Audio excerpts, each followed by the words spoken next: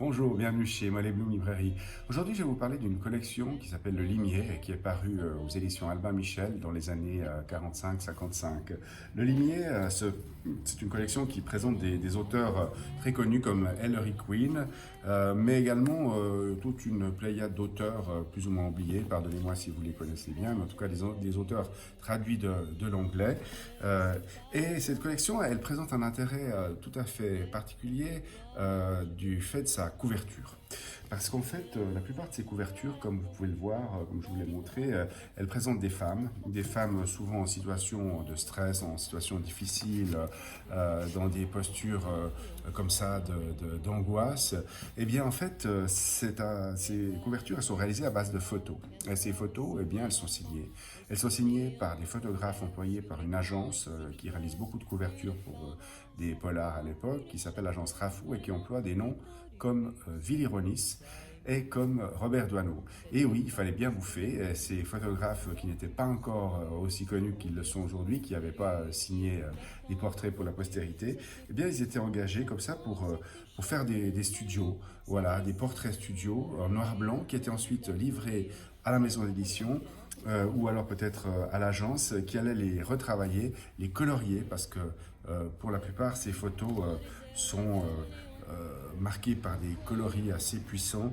Je crois que la plupart sont recoloriées, ou peut-être certaines étaient en couleur, mais en tous les cas, on forçait un peu le trait pour attirer l'attention du chaland.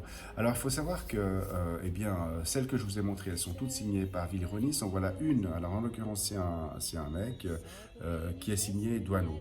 Alors, vous voyez, en fait, on fabriquait des couvertures véritablement sur mesure. Quand on pense aujourd'hui au polar et à la masse de romans policiers qui sortent avec des photos en couverture dans des collections comme la série Noire, Au Seuil, chez Albin Michel toujours, et autres, eh bien on voit qu'il y a toujours l'emploi d'une photo qui provient d'une base de données,